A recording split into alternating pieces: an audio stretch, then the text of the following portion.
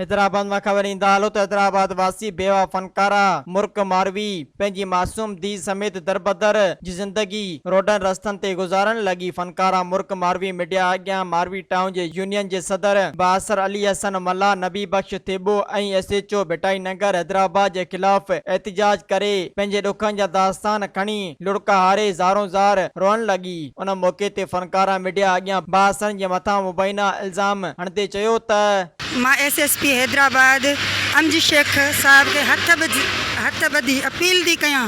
मां न्याणी आं, खुदा राहे मां एक दरपदर रोडन में आं। हे कामरेड ही यूनियन जा सदर अली हसन मल्ला ऐं जेकी मुंहिंजा ज़ालिम मुंहिंजे बचन ते हिन यतीमन ते ज़ुल्म करे रहिया आहिनि उन्हनि खे कानून जे कंट्रे में ऐं गिरफ़्तार करे ऐं हद जे SHO साहब के अपील करे त मुंहिंजे बचन सां इंसाफ़ कयो वञे ऐं कब्ज़ेदार ऐं गुंडागर्दी जेकी कनि पिया हिन मासूमनि सां त उन्हनि खे उहा सज़ा ॾेखारे। मूं हिकु मज़लूम न्याणी ऐं जंहिंजो पीउ न आहे, जंहिंजो मुड़ुस बि कोन्हे, उन सां इंसाफ़ खुदा राहे कयो वञे।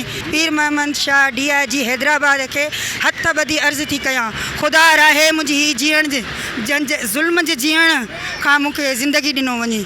मां जिथे घर थी वठां उते मूंखे जीअण नथा ॾियनि, इन ज़ालिमनि खे गिरफ़्तार कयो वञे। मज़ीद ख़बरनि ऐं तफ़सीलात लाइ विज़िट कयो असांजी वेबसाइट www.awamiNewsHD.com ऐं ॾिसंदा रहो अवामी न्यूज़ HD।